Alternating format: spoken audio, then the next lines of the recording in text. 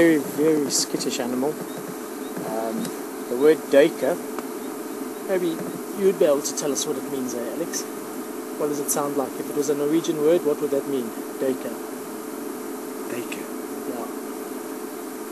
I think you got me there, Mark. Someone who does scuba diving. What do you call them? A diver. Yeah. Yeah, Duiker. Eh? Yeah, and very similar in a lot of Germanic languages. Duiker. That means diver. That's where the name comes from.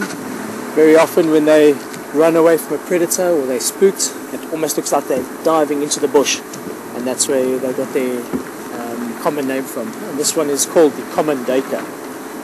I prefer the term grey Duiker as the two terms used for this animal. I'm sure no animal wants to be called common. It's very interesting, I didn't know that much. Yeah. Well, I'll tell you something else very interesting about this animal. In Botswana, this is considered a sacred animal, the Duiker. Did you know that? No. If you go back a long time ago into the history of our area, a very famous chief called Shaka Zulu, maybe some people have heard of him. One of his generals, his name was Mzilikazi.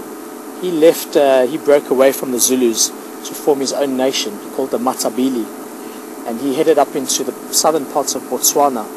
And as they got to the southern parts of Botswana, they started to attack the local Botswana people to take their land, take their women, take their cattle, and live in that area.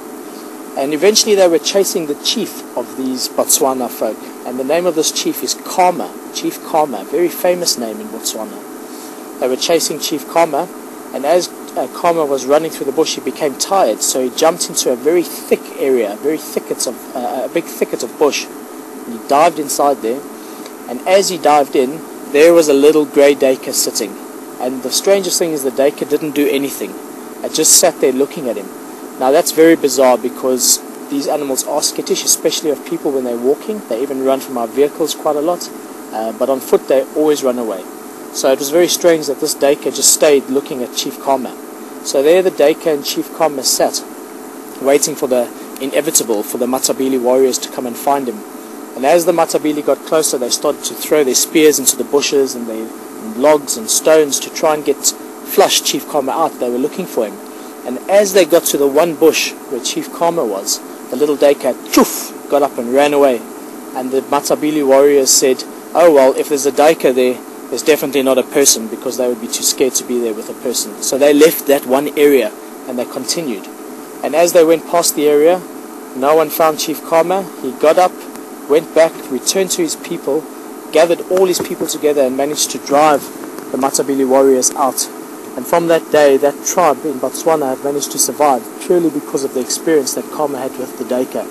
And it's still today considered a totem animal, a sacred animal in Botswana. And you'll hear the name Chief Kama in a lot of areas. There's national parks, there's reserves named after him. So it's fascinating how the history of a nation has actually been manipulated purely by the experience that one man has had with an animal. Isn't that a beautiful story, eh? It's extremely cool. Best stories I heard in a while.